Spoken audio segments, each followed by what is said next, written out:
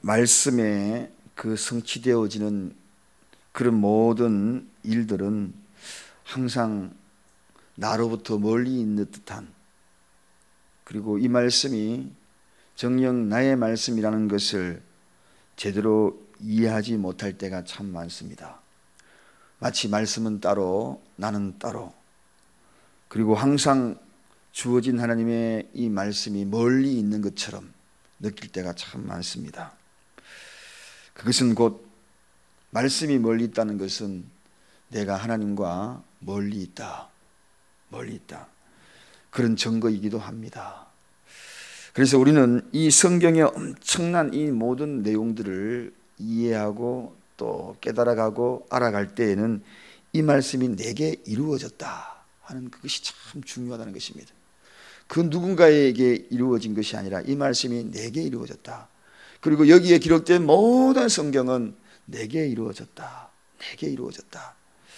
그럴 때에 이 한 말씀 한 말씀이 참으로 마음에 와닿고, 그리고 그 말씀 속에 드러나고자 하시는 하나님의 말씀이 내게 응하는 역사가, 오늘 성경에 소개되듯이 응하는 역사가 나타나게 된다는 것입니다. 누가 들어야 되는 것이 아니라 내가 들어야 될 말씀이고, 이 말씀이 오늘도 나에게 이루어지는 말씀이 되기를 원합니다. 모든 성경에 기록된 것이 다 나에게 하시는 말씀인 줄로 믿습니다.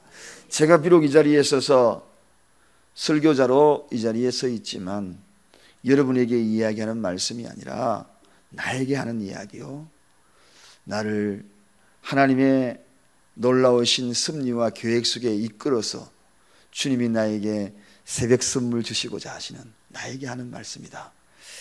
그래서 오늘은 특별히 하나님의 언약에 참여하라는 말씀을 가지고 여러분과 귀한 은혜를 나누고자 합니다. 그건 누구도 아니고 여러분 자신이 모두가 다 하나님의 언약에 참여하십시다. 이제 이 언약에 참여한 모습으로 하루하루를 살아가면 나는 언약의 백성이, 그리고 언약의 그 말씀은 나에게 이루어져 나가는 것을 깨닫게 되고, 또 하루하루 순간 모든 것들이 언약 속에서 내가 존재하는 것인가, 그러므로 고귀한 인생, 값진 인생, 가치 있는 인생, 그 어떤 것보다도 하나님의 뜻을 깨달아가며 그 뜻을 펼쳐나가는 소중한 역사의 한 인물로 우리가 살아가게 될 것이라는 것입니다. 우리는 누가를 통하여서 그동안에 세례 요한이 이 땅에 와서 예수님의 오심을 쭉 이렇게 예비하는 그 과정들을 보았고, 그 예비하신 그 과정 속에서 이제 주님이 드디어 이 땅에 오셨습니다. 주님이 오셔서 여러 가지 시험을 이겨나가시는 그런 과정들을 눈으로 지켜보았고, 그 시험을 이기자 이제는 본격적으로 주님이 공생애의 사역을 시작하는 것을 봅니다. 그 공생애의 시작에 참여하면서 오늘 우리에게 이야기하는 것이, 이제 그 공생애 속에 역사의 한순간에 우리를 동참케 하십니다. 그래서 성경의 이야기는 2000년 전에 주님이 활동하신 이야기지만, 이제 주님이 함께 갔던 그 길들을 나도 이제 그 역사의 2000년 전의 그 자리에 주님의 뒤를 따라서 이제 앞으로 그 언약의 말씀의 뒤를 따라서 한 걸음씩 옮겨 나가게 될 텐데, 준비가 되셨습니까? 우리는 언약에 참여할 준비가 되셨습니까? 그 준비된 그 자리에, 오늘도 주님이 말씀하시는 이 자리에 함께 발걸음을 옮겨 나가십시다. 그래야지 그때 주님이 행하신 그 일들이, 그리고 나의 말씀이 되고 성경에 기록된 모든 말씀이 다 나의 이야기가 되게 될 것입니다. 오늘 본문에 보면 주님께서 예언서를 봉독하신 후에 이제 회당 무리 중에 이렇게 앉으시면서 한 말씀을 던집니다. 이 글이 오늘날 너희 귀에 응하였느니라 하고 21절에 그렇게 소개합니다. 이 글이 너희 중에 응하였다. 이 글이 어떤 글이었습니까? 어제 우리가 말씀을 나눴죠. 이사야 61장 1절에서 2절이 아닙니까? 거기에 소개된 대로 기억나십니까? 가난한 자에게 자유를 준다. 가난한 자에게, 또 포로된 자에게 자유를 줄 것이고, 눈먼 자에게 눈을 보게 하여 자유를 줄 것이고, 또 눌린 자에게 그들에게 진정한 자유가 무엇인지를 주실 것이다.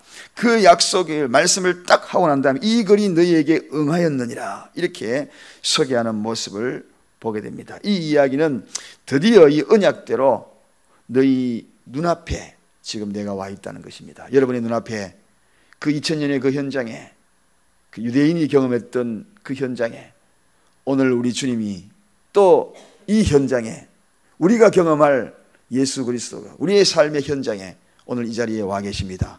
누구로? 구세주로, 메시아로 오늘 이 자리에 와 계시다는 것입니다.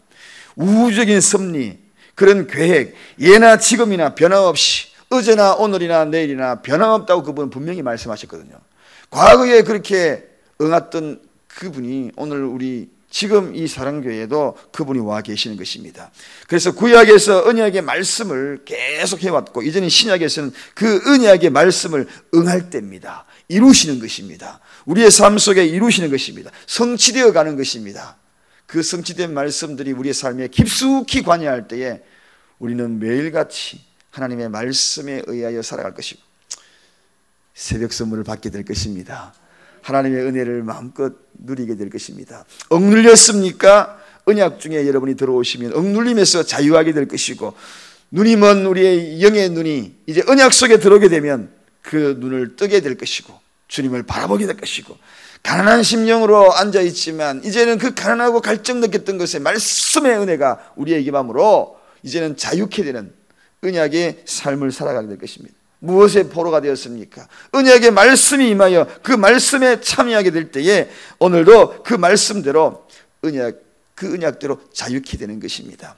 자, 그러면 우리가 왜 이렇게 언약에 참여해야 되는가? 사실 우리는 이 언약이 없으면은 하루하루 살아감에 재미가 없습니다. 여러분, 내가 미래에 어떤 약속이 있다면 그 약속대로 살아가시 재미가 있잖아요. 어느 날 이렇게 보니까 길거리에서 노점상 하는 분이 이제 노점상에서 팔았던 꼬개 모은 1,000원짜리 몇 장을 펴면서 그 몇 장을 펴가지고 적금 통장에다가 딱 넣어가지고, 그리고 은행에 와가지고 정말 1,000원짜리가 몇 장이 되지 않아. 그런데 그걸 가지고 통장을 다 해가지고 은행에 입금을 시키는 그 모습을 본 적이 있습니다. 어떻습니까? 그분은 매일같이 그 1,000원 모아서 이렇게 입금시키고, 여기에 얼마짜리 만기 적금인지 모르겠지만 그러나 언젠가는 내가 만기 되면 요거 타겠지 하는 그러한 나름대로의 그 통장에 그를 붙들고 있던 겁니다. 인생살이를 붙들고 있는 것은 어쩌면은 우리의 이 언약이라는 거, 이 약속이라는 거, 무엇인가 약속이 있다면 우리는 그것을 이겨내고 견뎌내는 거거든요. 그런 모습들 우리 주변에 참 많이 봅니다. 정말 인생에 재미가 전혀 없고 저렇게도 살아야만 하는가, 그런데도 불구하고 살아갈 수 있는 이유가 무엇인가 하고 그분을 가만히 보면 무엇인가 하나 붙들고 있는 것이 있어요. 뭔가 약속, 그걸 붙들고 있는 것이 있다는 것입니다. 그렇습니다. 인간은 이러한 약속의 기대감 속에 살아가는 존재이기 때문에 그나마 버텨갑니다. 그런데 오늘 여기에 예수님이 말씀하시고 난 다음에 회당에 많은 사람들이 다 주목하여 하고 20절에 소개되고 있거든요. 그들도 다 이 바램이 있었다는 것입니다. 바램, 무엇인가 이 바라는 것들이 있었다는 것입니다. 전장에서 파수꾼이 승리하여 아침을 기다리듯 무엇인가 바램이 있기에 전장에서도 피 흘려 싸우는 겁니다. 그런 어떤 바램, 내 삶이 뭔가 새로워지고 보장되어지고 발전되어 수 있는 내일을 기약을 할 수 있다면 오늘 우리가 다시 그 소망된 그 기약을 통하여 일어서는 것 아니겠습니까? 그렇지 아니하면 우리는 고독감에 빠질 것입니다. 왜 인생을 포기하는 사람들이 왜 포기합니까? 스스로 세상을 떠나는 이들이 왜 떠난다고 생각합니까? 이 바람의 소망이 끝이 바를 수 있는 그 어떤 그런 것들에 대한 부분들이 이제 퇴색해져 버리거나 이제 그런 것들이 사라졌기 때문에 스스로 포기하거든요. 그래서 허무주의자가 되어버리는 겁니다. 오늘날 허무주의 인생으로 살아가면서 정령 신앙생활을 하면서도 교회에 왔다 갔다 하면서도 허무주의로 신앙생활하는 사람이 많습니다. 마치 믿음이 허무주의처럼 바람이 없는 겁니다. 약속이 없는 것입니다. 그저 윤리적인 것이나 사상적인 것이나 인본주의적인 것이나 그런 것들에게만 따라오니 어찌 거기에 바람 그 자체가 우리의 소망을 줄 수 있겠습니까? 오늘 우리 주님은 약속하신 언약을 우리에게 분명히 말씀하시기를 부끄럽지 아니하도록 우리의 인생의 모든 삶을 이 언약으로 우리를 이끌어가는 그러한 모습들을 오늘 본문에 분명히 약속하십니다. 이 언약의 인생은 이 언약으로 살다가 언약으로 죽어가는 존재인 것을 분명히 깨우쳐 주십니다. 오늘 여러분의 인생이 언약에 참여할 존재요 기대감 속에 살다가 그 기대감 속에 죽어가는 존재인 것을 분명히 깨우쳐 준다는 것이 오늘 그분이 우리를 오늘 이 새벽에 불러준 이유이요, 우리가 인생을 살아갈 이유입니다. 언약은 성도의 삶의 기초입니다. 여러분의 모든 삶의 기초는 이 언약 위에 존재하는 그러한 삶이라는 것을 잊지 마십시오. 하루하루 모든 삶 속에 약속 위에 있는 자들의 발걸음이라는 것. 내가 지금 오늘 어떤 발걸음을 옮기는지 모르지만 우리는 약속 위에 걸어가는 발걸음입니다. 그저 털레 구름 따라 바람 따라 걷는 발걸음이 아닙니다. 한 걸음 한 걸음 올라가더라도 걸어가더라도 언약 위에 걸어가는 발걸음, 그 발걸음이 여러분의 발걸음입니다. 설령 그 발걸음이 내 목숨을 다하여 마지막을 맞이한다 할지라도 그 마지막 맞이하는 그조차도 언약의 죽음이라는 사실, 여러분 이것이 성도의 삶입니다. 하나님의 언약을 기반으로 하는 모든 것이 우리의 인생이요, 우리의 삶이요, 우리의 죽음이요. 그래서 성도는 언약에 참여한 존재입니다. 여러분의 삶은 언약에 참여한 존재, 이걸 깨달아야 합니다. 이걸 정녕 삶 속에 늘 적용해야 하는 것입니다. 무엇을 하든지 간에 언약의 백성처럼, 그래서 언약의 백성처럼 말을 해야 되고 언약의 백성처럼 행동해야 되고 언약의 백성처럼 우리의 태도나 모습을 보여야 되고 언약의 백성처럼 내 인생을 살아가야 되는 것, 그런 존재가 저와 여러분의 존재입니다. 하나님 오늘 이것을 통하여서 우리에게 분명히 말씀하십니다. 이것을 응하였다고, 너희에게 응하였다고, 오늘 저와 여러분에게 응하였다고 분명히 약속하셨습니다. 이 약속을 믿으시면 다시 한번 아멘 하십시다. 그래서 이 언약 속에는 언약하신 자의 인격이 들어있고요, 주님의 인격이 들어있고 주님의 의지가 들어있고 이 언약에 이 약속되는 그의 모든 것들이 집약되어 있습니다. 그의 사명이 집약되어 있습니다. 예수님의 사명이 집약되어 있는 것이 바로 이 언약입니다. 그러므로 예수님의 사명에 집약되어 있는 그 언약 속에 존재하고 걸어가고 삶을 영위하고 가는 그 존재들이 누구이냐? 저와 여러분이라는 것입니다. 예수님의 생애에 집약되어 있는 삶 그 자체, 하나님의 언약 그 자체가 그분이십니다.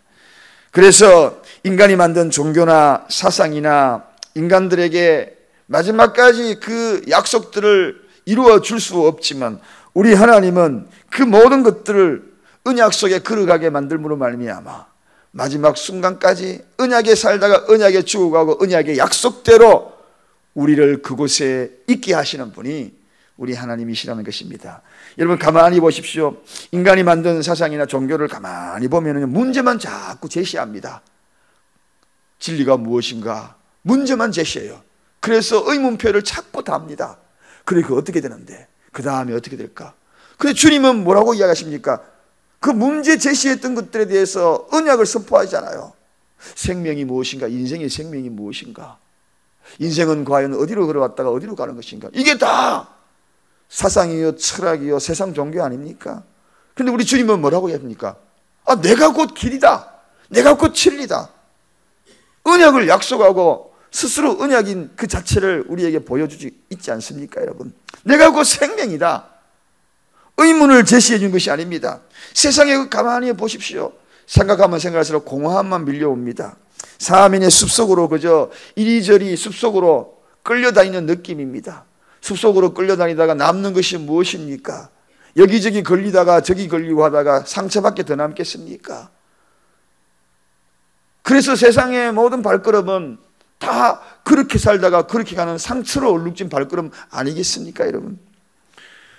의문만 제시하다가 의문 속에 살아가다가 의문의 상처만 남는 것이 세상적인 것인데, 그러나 우리는 그게 아니거든요. 언약 속에 살다가 언약으로 죽어가는 존재, 그리고 그 언약의 약속대로 하나님 나라를 소망으로 받는 존재, 이게 저와 여러분이거든요.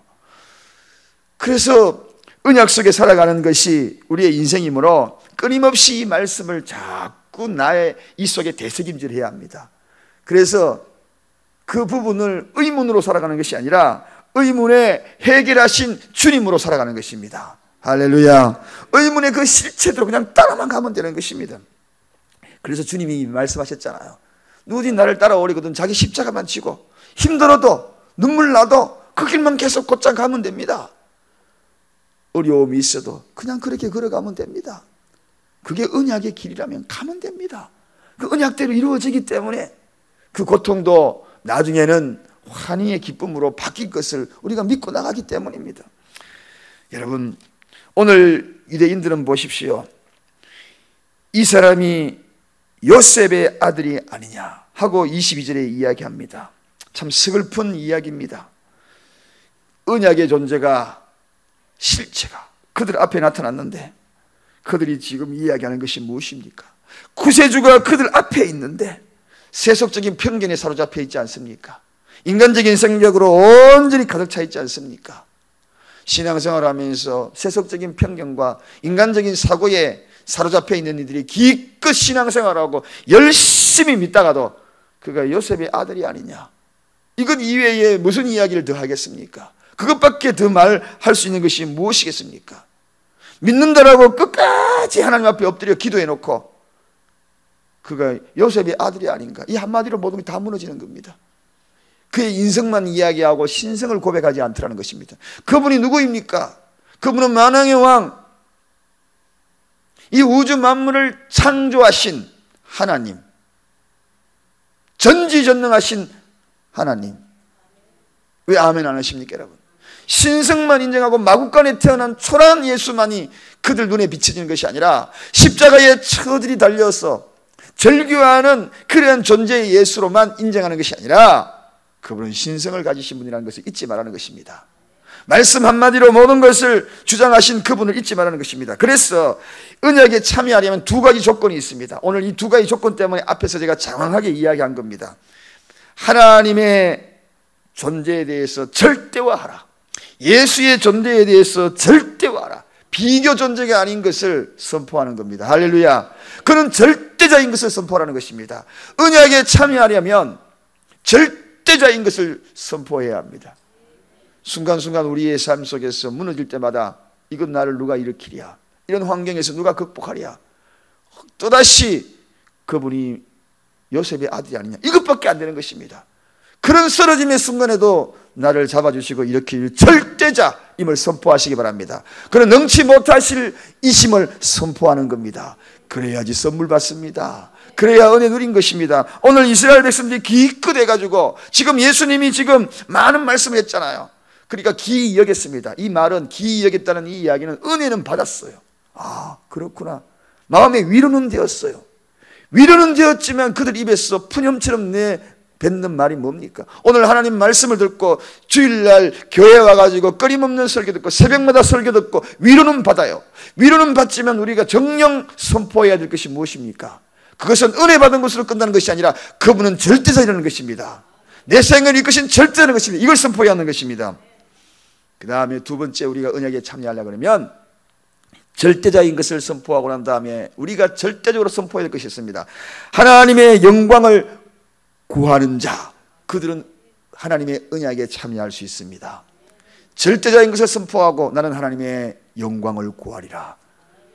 어제 우리 중보기도도 한 시간에 잠깐 말씀을 드렸습니다만, 두 길이 내 앞에 나오면 반드시 그에게 하나님의 영광의 길이 하나 있고, 그리고 내 영광이 가리워지는 길이 하나 있습니다. 또 하나의 길은 내 영광이 드러나는 길이 있고, 또 하나는 하나님이 가리워지는 길이 있습니다. 두 갈래 길에 섰을 때 내가 선택하면 나에게 이익이 많이 오는 그런 것이 있는 반면에 하나님이 손해보고, 이 길을 선택하면 나는 이익이 없지만 하나님이 이익이 있는 그 길을 선택하고, 그럴 때 어느 길을 선택할 것인가? 언약에 참여하는 자들은 하나님의 영광을 구하는 길을 선택해야 하는 것입니다. 내가 손해보더라도 하나님의 영광의 길을 선택하는 자, 그들이 선택했던 야곱이 그 길을 선택하겠다고 스락달이 오르락내리락 천사들이 내릴 때에 거기에서 그가 고백했던 것이 무엇입니까? 하나님이 나의 하나님이 될 것이다. 그게 바로 그의 소원이었거든요. 그래서 과거에는 눈앞에 보이는 것을 선택했습니다. 이익을 선택했습니다. 그래서 장자권을 빼앗았어요. 그러나 이제는 하나님이 원하는 그 길을 선택하겠다고, 그래서 베델의 소원이 일어났던 겁니다. 그가 그 이후로 놀라운 축복을 누리지 않습니까? 어떤 축복입니까? 그 축복으로 인하여서 그는 세 가지의 서원대로 세 가지가 이루어집니다. 물질적인 복도 받고 자자손손 이스라엘의 지파로서 누릴 수 있는 그 은혜를 받고 그의 혈통을 따라 예수 그리스도가 태어나고, 할렐루야, 언약의 족속에 나타나는 현상인 야곱을 보면 전형적인 언약의 사람을 우리가 확실히 보게 됩니다. 그 야곱의 삶이, 언약의 삶이, 언약에 참여한 삶이 저의 삶이요 여러분의 삶이요 그런 은혜가 있기를 간절히 축원드립니다. 옆 사람에게 인사하십시다. 당신은 언약에 참여한 자입니다 라고 인사하십시다. 다시 한번 인사하십시다. 언약에 살다가 언약에 죽읍시다. 다시 한번 인사합시다. 언약에 영생합시다. 기도하겠습니다. 하나님 감사합니다.